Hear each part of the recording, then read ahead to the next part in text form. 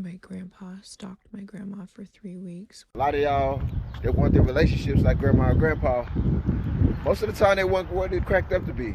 He had to have been laying up on her when she was 12 to get her pregnant by 13. And I met him, and he wouldn't leave my father's store for 3 weeks. He camped outside. He would throw rocks through my window with notes that said, "Please go out with me." Grandma, you little victim. What the fuck? Now I'm stuck with this crazy man that I had the baby for, and he told me, he said, if you don't marry me, I'm going to kill you. So I was like, I ain't trying to marry this man because he has already been slapping on. How old are you? 22. I had 6 kids by the time I was 22. Go back and watch the original video, but she's talking about how a lot of our grandmother's love stories are really stories of predation and non-consent. Her video is exactly why we hear so many men say, "Why can't I have a relationship like my grandparent?" Your grandmothers didn't get married because they wanted to. They got married because they had to. And while you watched your grandfather be happy as a clam doing whatever the fuck he wanted, your grandmother was taking the girls of the family aside and warning them to never, ever depend on a man, telling us to make sure we got an education and could be financially independent. This is Homer Peel kissing his 12-year-old bride outside a courthouse in Tennessee in 1937. This is still completely legal today. It doesn't happen very often because in 1974, women won the right to have a bank account, credit card, and paycheck issued in their own name instead of their husband's. It was only 2 years before that, in 1972, that it became illegal to bar women from higher education. Of course, Grandma never said anything because she was socialized to center a man in her life and be self-sacrificing and self-silencing. But men never see that because men aren't socialized to see women's pain and struggle. They're socialized to be entitled to it. But we know because we were part of the pull aside conversations. Because our grandmothers knew that relationship that men put on a pedestal was good for them, but it isn't good for us. Grandma, you little victim. What the fuck? Why is this always so true though? Because I was not super close with my dad's side of the family, so I didn't know the story of how my grandma and grandpa on that side of the family met until it was my grandpa's funeral. So I can't remember who made the speech, but it was like one of the family members, and there's like all these like boomers there and older people, and they're like, oh, well, he first saw her when she was 15 and he had a crush on her. And he knew he had to wait until she was a little older. So they didn't actually get together until she was 17. And that would have made him like 23 or 24. And everyone's like, oh, what a sweet love story. And I was like 20 or 21 at the time, sitting in the audience, just like, what the fuck? Like, this is weird as hell. You little victim, like this. It's like terrifying. Women are not the way they were back in the day. What happened to our grandmas? You know what happened to your grandma? Your grandma was trapped in that marriage with your Let's listen to a couple short clips from this elder's love story. Now I'm stuck with this crazy man that I had the baby for, and he told me, he said, if you don't marry me, I'm going to kill you. So I was like, I ain't trying to marry this man because he has already been slapping on me before then. I was like 19. Anyway, so I had to deal with him. So as time went on, I went on and got married because I was afraid for my life. Yeah, so anyway. Did you hear that beautiful marriage proposal? He said, if you don't marry me, I'm gonna kill you. She got married not because she was head over heels in love, not because this man was so good to her, but because she was afraid for her life. And I promise you, this lady probably got a grandson right now on the internet talking about why isn't anybody like my grandma? So the next time a Dustantian from the region of Krustyville gets up in your face and has the nerve to say, why aren't you like my grandmama and my mama? And why can't you treat me the way they treated my granddaddy? Go ahead and send them this video. I'm gonna tag it in the caption. This older lady literally just said that she got married because she was afraid for her life. Imagine being married to someone that you are literally afraid for your life, but then again you're sleeping in the same bed, closing your two eyes, going to sleep next to this person. Imagine this, right? But yes, that was back in the days. But a lot of men are talking about, oh well, where are the good women, like my grandma, and my grandma and my grandpa been married for so long. Where are the good women? There's no good women nowadays. Da, da, da, da. Sir, your grandpa was probably cheating on her the entire marriage. He was probably raising his hands on her. He was probably, impregnating so many people in the neighborhood that she didn't even know about. She probably didn't even find out that she had stepchildren in the neighborhood, children that your grandpa had while she was with him, married to him for 50 some years, only for her to find out of all these children at his death. You know what I mean? So yeah, sir, just make it make sense, okay? Me, Grandma, you little victim. What? So that's like nothing. This is my grandma. She got married at 13 when her husband was 19, but she lied on her wedding certificate saying that she was 16 when she got married, when she wasn't, because it was arranged by her, my great-great-grandma. So that's a little oof. And then her up here, who is my 6 times great-grandmother, she got married at the age of 11 in 1758 to a man who was 23 years older than her. And in this photo, she is 98. So this was early 1800s. Really unfortunate. So, and then this is my grandma, and this is her mom. Well, her mom got married to my great-grandpa who just died in 2014. But he pulled her out of college to have 11 kids with her. So, my family's a little bit messed up. Father's store. Okay, I'm gonna tell you about my grandma. My great grandma. Oh goodness, I got too many stories. I got too many stories because all the men in my family are pervertidos. I mean, it's just a whole long history of it. So I was raised being told my great grandma was on the loose side, and she got herself in trouble, and she ended up with like 9 babies, and then that's all I knew is that she chased after a bad man. And we didn't talk to her much. Like, we were not really allowed around her. And I never understood why. I found out why this past year. My mama was talking about her. About how a 29-year-old man was up on her. And she ended up pregnant. At 13! At 13! My mama was sitting there calling a 13-year-old little pregnant woman. Little woman, sorry, girl. Ain't a woman, it's a girl. Oh my gosh. See, the family, just these constructs are so hard to break.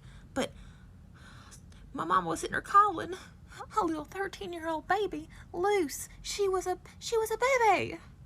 And I stopped, and this is me and my mama we walk every day, a couple times a day. And I looked at her, I was like, Mama, he had to have been laying up on her when she was 12 to get her pregnant by 13. 12. I said, your granddaughter's 12. She's 12. Are you gonna let some grown man, 29, almost 30-year-old man, over twice her age, walk up to your granddaughter and lay on her and then blame your granddaughter? If I said lay on around your granddaughter, she wouldn't even have a clue what that means. And I educate her thoroughly and she still wouldn't understand because she's 12. There's no such thing as being loose when you're 12. You're a child. That is it's illegal, or it should be illegal. And back then it wasn't illegal. But what did happen was the whole town chased that man off because nobody likes it. Nobody likes it when grown men do gross things. But then my mama turns around and says, yeah, but she chased after him. She went with him, and then she married him, and she gave him 9 babies. And I said, Mama! Her mama kicked her out. Because back then, if a girl got pregnant, she was shameful. She wasn't given home, board, food. She couldn't earn money. Unlike my mama's mama, who had a job even though she had no bank account, so she had to give her husband all her checks. She at least could work a job. My great-grandma couldn't even do that. She was 13 and pregnant. And my own mama, I said, Mama, you got pregnant at 16, and at least it was with an 18-year-old, so y'all were kind of simpatico, and then your mama kept you, and then his mama kept you. You weren't on the streets. Your great-grandmama was on the streets. What was she supposed to do? I know how hard it was for you at 16, still trying to get through high school. When you had a roof over your head, and you had food. Can you imagine your granddaughter on the streets at 13?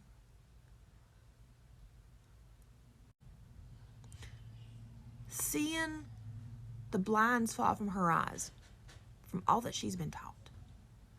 It was wonderful to watch.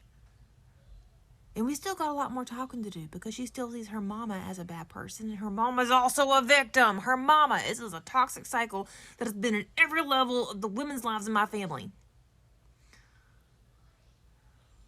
But we got one down. We got one woman's story broken down to where it wasn't her fault. She was a victim. And I'm so happy that we are having these conversations and sharing these stories and freeing women from the burden of labels and accusations and guilt and just that should never have been ours to start with. It wasn't hers. He should have been in jail. He should have been in jail. Not fathering 8 more children. Jail. Oh, perfect details. Grandma? You little victim? What the fuck? No, but for real, Grandma was a victim. At least my grandma was. I don't know about your grandma, but my grandma was a victim. And let me tell you how. So my grandma, she married before she was 13. She married a grown-ass man. Some 30-year-old man. Okay? I mean, I know who he is. I just don't feel like naming him. But she did not marry that man for love. Like, she did not love that man. She married him out of spite. Out of spite, you say? Yes, out of spite. Growing up, my grandma's household was really messed up. It was a messed up dynamic. She had a dad. That dad had a really good job working at a railroad company. But he was selfish. So selfish. All the money that he made, he would waste it on alcohol and waste it on other women. He was married and he had kids. He had responsibilities. He did not take care of them, which pressured my grandma into having to help her mother survive. So my grandma's mom would make tortillas, and my grandma would run to all the little restaurants around in where they lived, in the city that they lived in, to deliver tortillas. So they would be like, I need so many dozens of tortillas. My grandma's mom would make them, my grandma would deliver them, and they would pay my grandma. And it wasn't a lot of money either. My grandma went a long time without shoes too. So it's understandable why she chose to get married to an older man, thinking that this man was gonna like save her, in a sense, like, you know, take care of her and provide for her the way that her father didn't. And so I guess that's where it was like, okay, not okay, but I guess for the women in our family, it was like acceptable to be 13, 14, wanting to get married to these 30-year-old fucking men. Like, my grandma did it because out of necessity. Like, she was starving in her home. You know what I mean? She didn't have an education either. She didn't go to school. My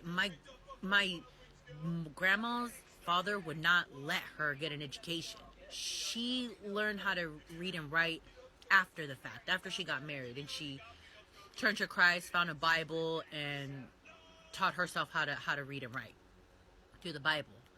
But yeah, she definitely was a victim, and not just for her first marriage, but in her second marriage, because in both marriages, they were toxic. They were, you know what I mean, abusive.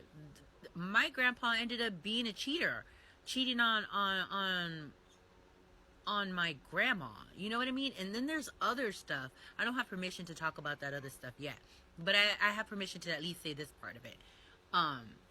You know what I mean? Like, yeah, grandma was a victim. Sorry, grandma. You little victim. What the? My grandmother was 14 to 15 years old when she got pregnant. My grandfather was around 20, 21, 23, 22. I'm not sure. It bounces back and forth. I have no idea.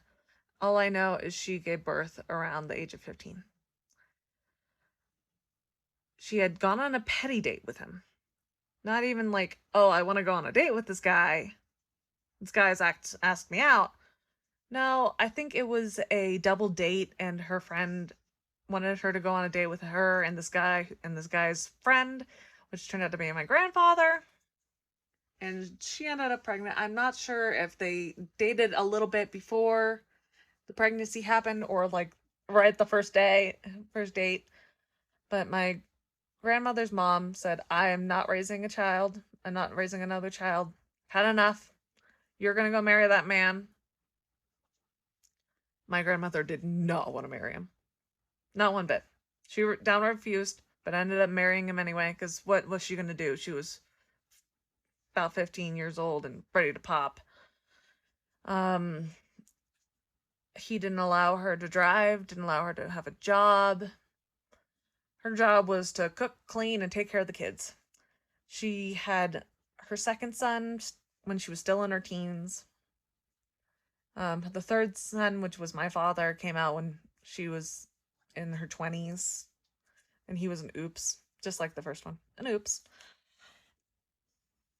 They stayed together up till my grandmother passed away in 2020. My grandmother didn't know life without a man who treated her horribly. He was abusive. He did drugs. Eventually he turned to the Lord and thought he was the best thing ever. No, not the Lord, not Jesus. No, himself. He thought he was the best thing ever. Thought that the man was the best thing that ever happened.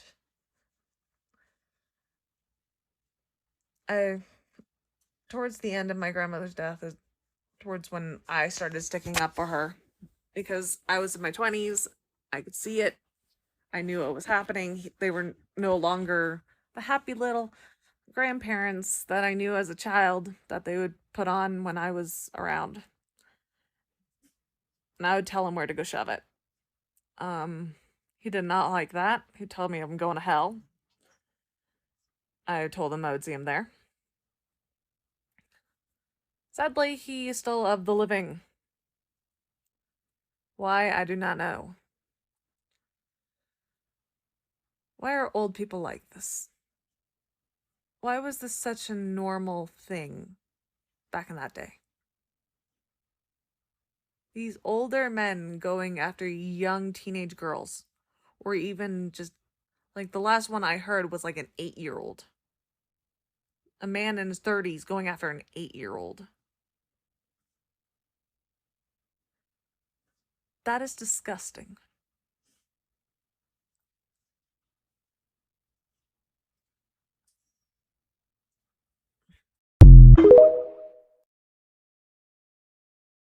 Store for 3 weeks. Okay, it's strange that this is even coming up on my timeline because I just got into like a Facebook debacle bait with this misogynistic man a few weeks ago about this very topic.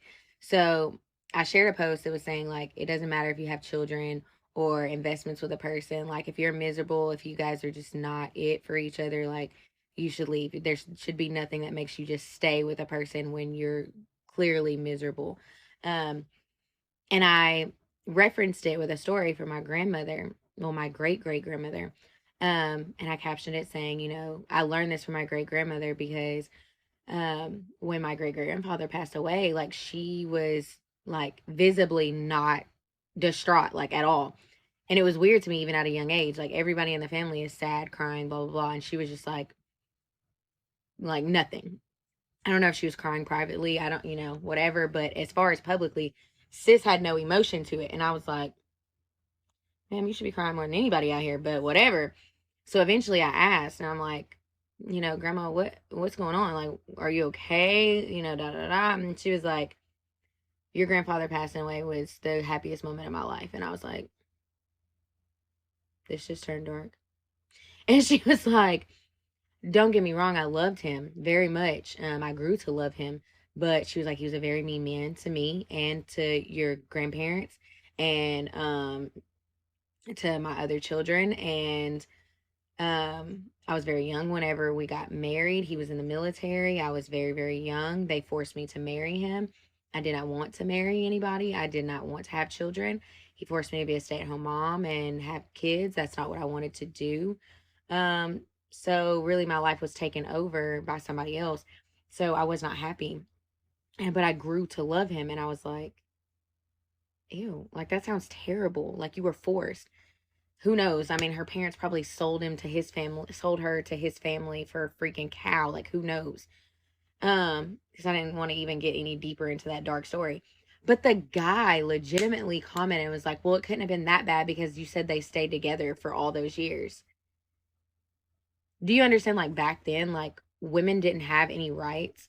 Like, she couldn't have argued with her dad and be like, "No, Dad, you can't sell me for this cow. Like, I'm staying home at 12 years old." Like, she was a kid. There's nothing she could have done about that. Then once she got older, like, this is all she knows. They weren't allowed to work. They didn't have any like education, life skills. What other was she going to do with like 12 kids? Run away and go where? You know what I mean? So like, yeah, you condition yourself. It's a victim mentality to condition yourself and just sit in it because you have no other option. And like a lot of our grandmothers, if you really sit down and talk to them, went through this, like, and that's scary because a lot of our families would not be like here if it was not for that. And that's crazy to me. Like, if you've ever seen Color Purple and the Mr. and Celie like scene, that's not just like a made up, emotional touch. That's really what they were doing to women back then. And it was on both sides of the track. It wasn't just like, it was their people too. Like this was really happening to women. Like we were bought and sold like animals. Like we still don't have the rights. You know what I'm saying? So it's like, it's a little scary, but y'all really need to have conversations with your grandparents because grandma's probably been with granddaddy for like 60 some years and never even liked him in the first place. He was probably like the weird older guy down the street that was like watching her play with her kid friends, like jacks and stuff on the sidewalk. And he was like, that one's cute. Let me get her. Just saying.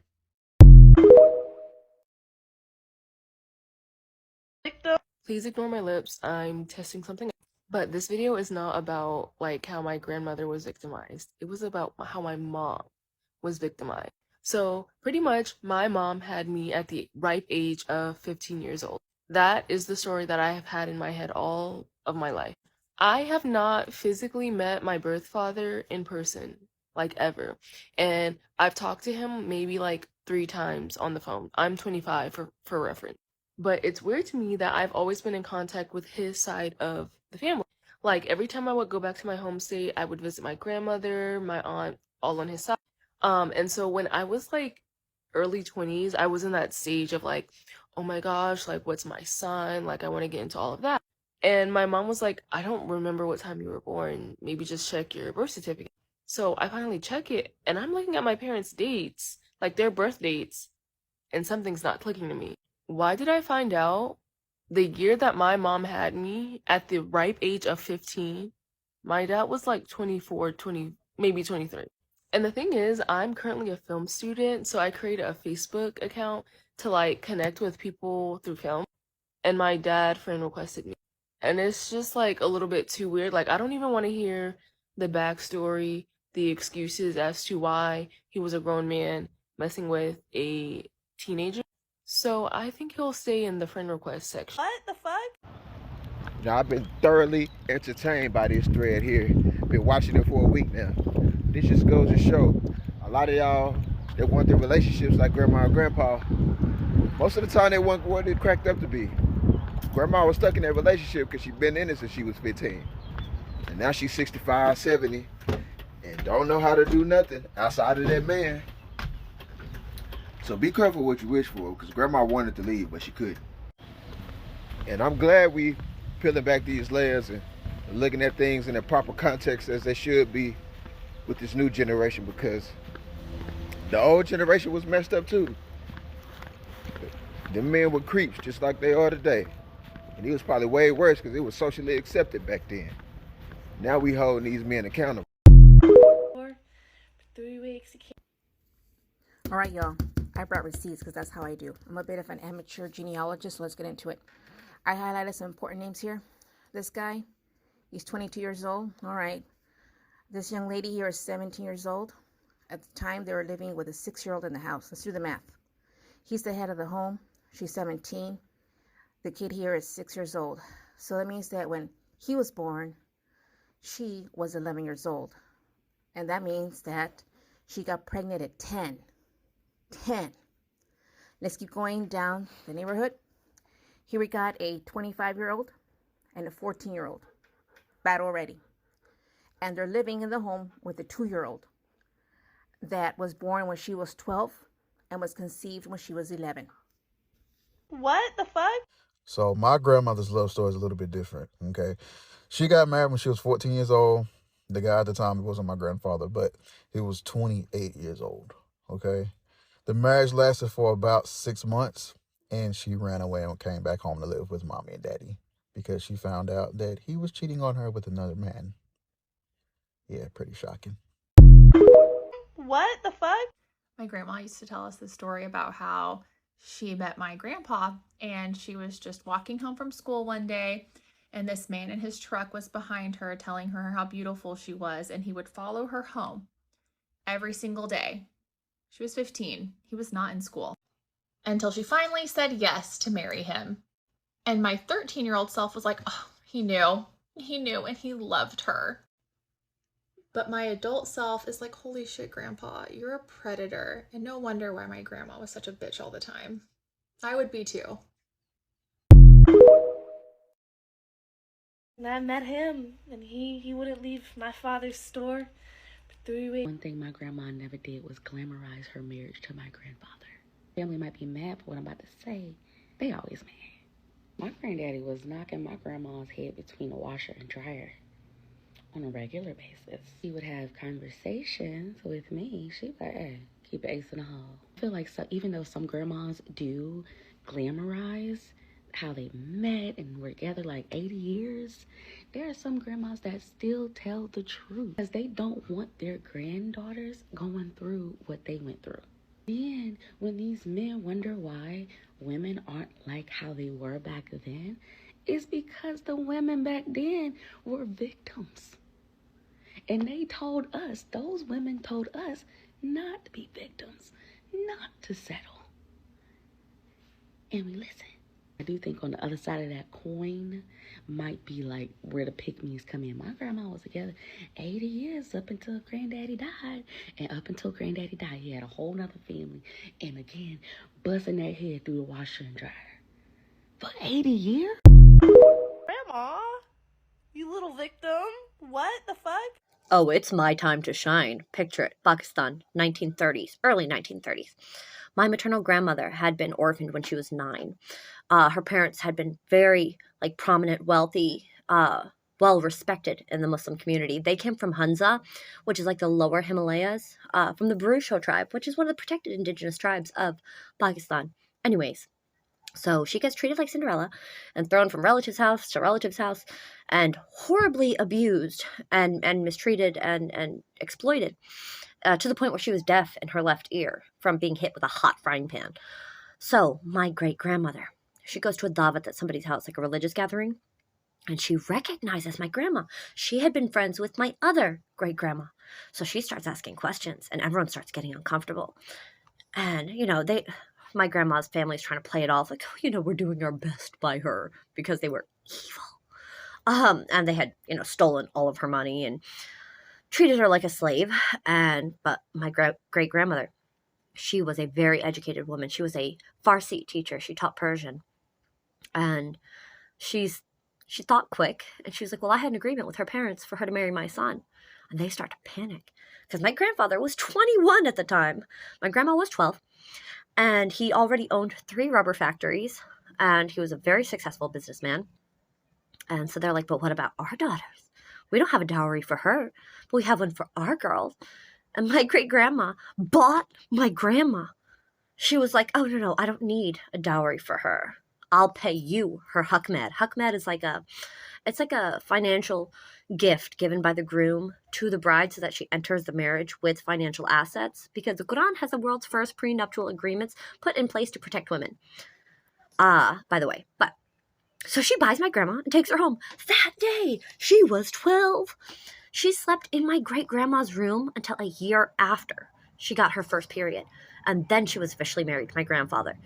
Dude, he taught her how to read. He taught her, he hired tutors to come to the house to teach her Quran and to teach her math and history and everything else. And because of what she endured, I'm talking starting in the 50s, he told his daughters, you go to school for as long as you want to. You pursue education until you want to get married. So they became doctors and professors, and my mother was a journalist, a liberal arts degree in the early 70s in Pakistan. Like, are you kidding me? Like, he was that guy. And yeah, it's like traumatic and it's fucked up, but they had 8 kids who lived, 1 who passed in infancy, 1 who died as a child. And my grandfather would read my grandma the newspaper really loud because she was deaf in one ear. And no one ever raised their voice at her again, unless it was, because she was hard of hearing. And it's incredible to think that somebody who was basically destined to a life of servitude and suffering ended up a mother of 8 children who became diplomats and doctors and surgeons and delivered babies. And one of my aunts, she brought the first ultrasound machine into Pakistan because my grandfather built her medical practice and sent her to Austria, where my uncle, her brother, was a diplomat at the time, so that she could learn on the newest technology and bring it back to her practice. Like, she ended up having a beautiful life. And God, I'm so fucked up. Sorry. But yeah, that was my grandma. Grandma, you little victim. What? Growing up in the Deep South, one of the things that used to annoy me the most is people trying to say that stories like that were, oh, they were just a product of the times. That's just how things were at the time. That was just the times. No, it wasn't. Your family were creeps. I can trace luckily we are blessed that my family can trace our lineage all the way back to the first freed slaves. And let me tell you something that does not happen in any of the marriages. Everyone is 1 to 2 years apart. I think the biggest age gap is like 5 years, and they married as adults. So no, it was not of the time. Your family was creepy. And I met him, and he wouldn't leave my father's store for 3 weeks. My whole family tells the story about how my grandma and grandpa met and how it was the cutest thing ever. And it wasn't until I was an adult when I realized how creepy it was. Essentially, my grandma was 12 or 13 and my grandpa was 18 or 19. And one day my grandma was playing jump rope with her siblings and her friends outside her house. My grandpa used to stand kind of nearby and watch her play because he thought she was so cute. One day he got the guts to walk up to the front door of the house, not my grandma, but to the house, knock on the door, and asked if her parents were home. And her parents had passed away already, so she was being raised by her older brothers. Her brother answered the door, and my grandpa was like, hey, I like that girl out there. I would like to marry her, please. And her brothers, who were having a hard time paying for the mouths to feed and everything, were like, yeah, 1 less mouth to feed, absolutely, you can have her. And even though my grandparents were together for 50, 60 years, I don't remember, they were together their entire lives. They passed away in their 90s. They were relatively happy together. My grandma used to always say, when your grandpa walked up to me and said, I've asked your brothers and they're okay with me marrying you. And I can have you now as my wife, she always used to say, I cried so much. And then eventually, I really fell for your grandpa and I loved him. Like, that's not okay. Who thought this was a cute story? And I met him, and he wouldn't leave my father's store for 3 weeks. I have this family member that every time he would get up in church and tell the story about how him and his wife met, he would say that he was picking his daughter up from the school bus and he saw this little girl on the bus and he knew that that was his wife. Yeah, the age gap is crazy. But the bad part is nobody in church was like, yeah, grown men lusting after little girls on school buses is wrong. They were like, God really spoke to you. God really showed you. And it took me and my cousins years to realize that's disgusting.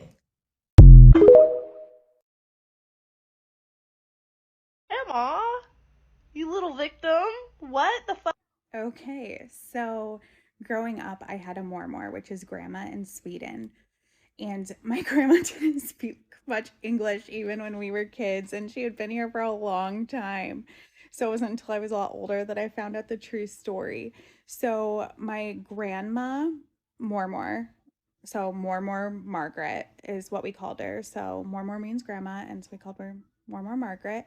She, her and her mom and her sister, I'm not sure how that this happened, but they fled Sweden on a ship to Ellis Island to get away from the mean husband and mean brothers. So my grandma's mom left her children, her sons, and got on a boat with her two daughters somehow, some way to come to America. And I have receipts. Hang on just a second. So if you can see in this document, this was in 1929, and then the three uploaded, I'll zoom in, hang on just a second. The three highlighted, Emma was the mom and she was 52. Martha was 20 and she was my grandma's more sister. And Margaret was my grandma and she was 12. So they got on the boat, and I mean, it was a long trek over from Sweden to New York City to Ellis Island. And while they were on the boat, please hold. As you can see here, this document shows the people that were employed on the vessel. So on here, there's a man named Edwin Carlson, and he was 36 years old.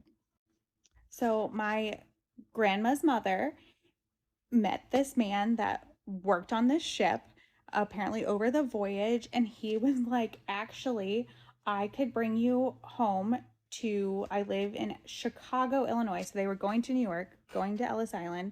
And he was like, I have a home in Chicago and I work at a steel mill, something along those lines. He was like, I can give you a great life and you can be my house cleaner and your daughters can live there. So fast forward, they move in with him.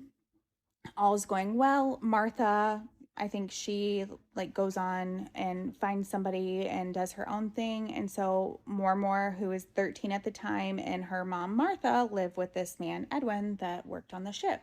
Well, my grandma's mom ends up dying, so Mormor stays with Edwin. And this, actually, I could write a book about this. This is kind of a taboo book, but Mormor, 13, falls in love with now 37-year-old Edwin and gets married, and he was her caretaker and her legal guardian, and they get married and have 3 children, and those are my grandparents. Grandma! My mom always says he was the nicest guy.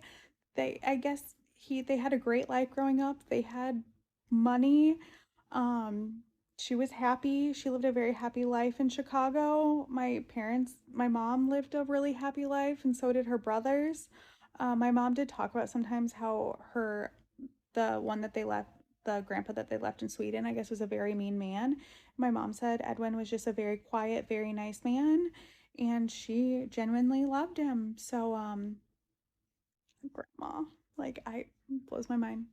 Like, how was that okay? He was her legal, like, what a taboo book. Like, this is like a taboo romance book.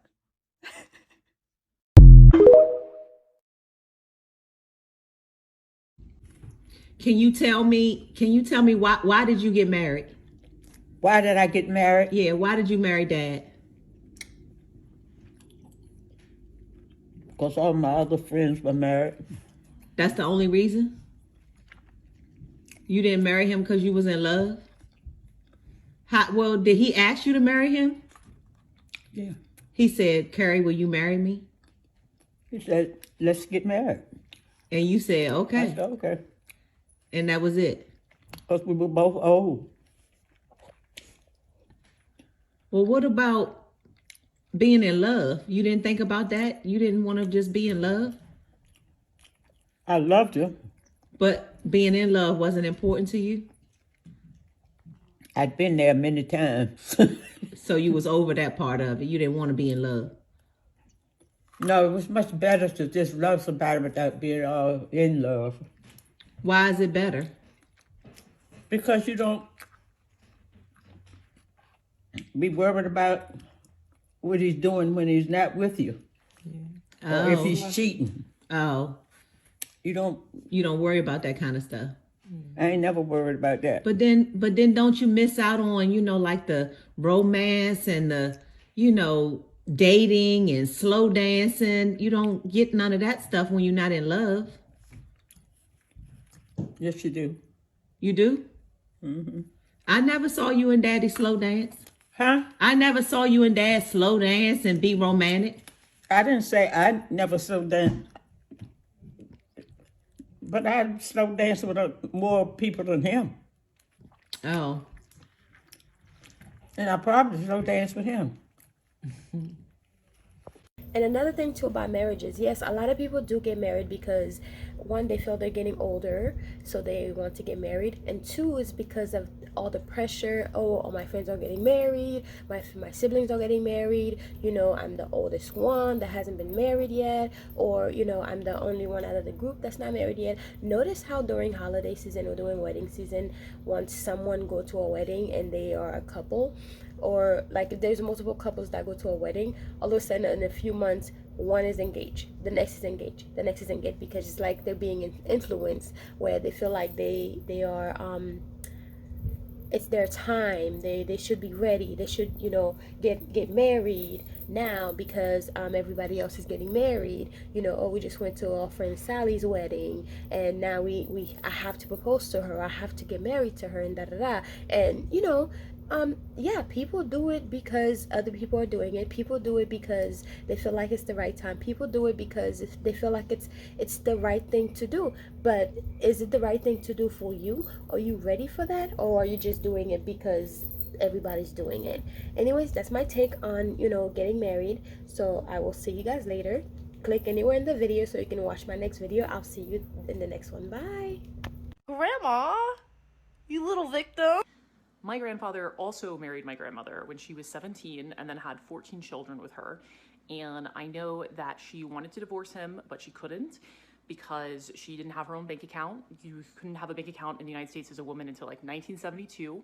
And my grandmother was born in 1927. So she wasn't able to divorce my grandfather, even though he would gamble all the money. And so she didn't have any money to feed the 14 children. And at one point, my grandfather started molesting all 3 of his daughters, and my grandmother was aware of it, and she still felt like she couldn't do anything to escape him because she didn't have her own bank account. And so she ended up having to get the only job that she could get, which was to work at a cafeteria worker because she couldn't read very well. And that was basically the only thing that she found that would hire her.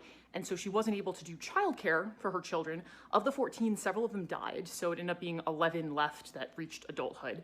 And she was not able to take care of her 11 kids because there was no money to feed them. So she had to go work the cafeteria job worker to feed the kids because her husband, my grandfather, was making great money as a brick mason, but he wasn't paying any of the bills and he wasn't doing any of the, he wasn't even buying food for the kids. He was basically gambling his money away and drinking it away for years, for like 3 or 4 decades. So anyway, I guess the point I'm trying to get to is my grandmother had this conversation with me before she died when I was 15, where she told me, if you get married and it goes wrong, you need to know how to poison someone and shut up about it, because I made the wrong choice with your grandfather by letting him live. So there you go. She did not tell my brother any of this.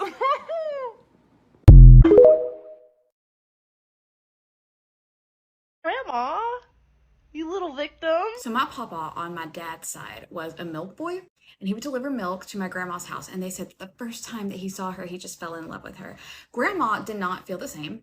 Apparently, according to family lore, she repeatedly told him to go away. She was like not interested. I think she was in love with somebody else at the time. But my papa, bless his heart, did not give up that easily. So he pushed forward and kept annoying her until she eventually conceded and went on a date with him. And they got married not long after that. Now, I'm not saying that there was no love there, because I think they loved each other very much, but I am saying that grandma used to save money all year round. She would like squirrel it away in little holes in the house, so that at the end of the year, she and all her friends could go get like lit in Vegas. So my cousins and I are not convinced that she would have gotten married and had kids that young if she would have had like more options. Now my papa on the other side, I would consider him a victim. This is my mom's father. My grandma was madly in love with him, but he didn't even notice her, where she was not a blip on his radar.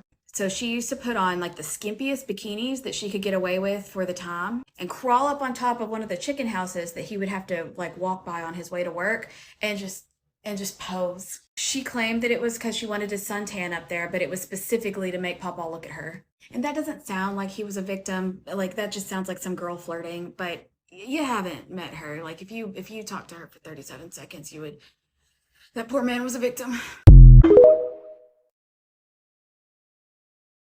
Now let me ask you this.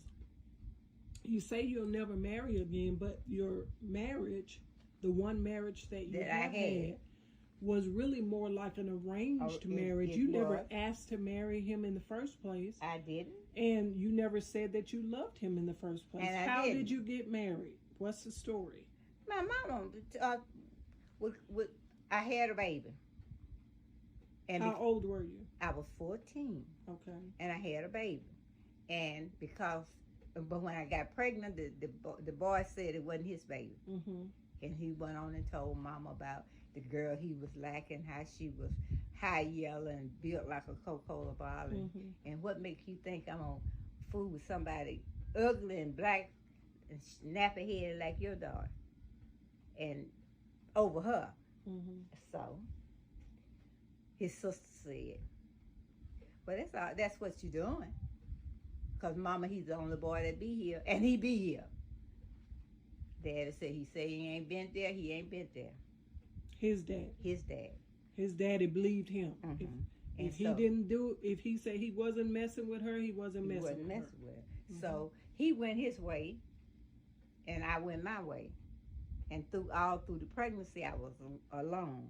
Mm-hmm. And back then, the little girls I played with on the plantation, I couldn't play with no more.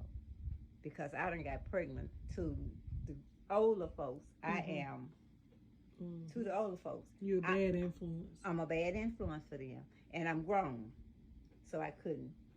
Mm-hmm. I didn't have nobody to play with. The only somebody stood by me was the boy's sister. The boy that got me pregnant, his sister.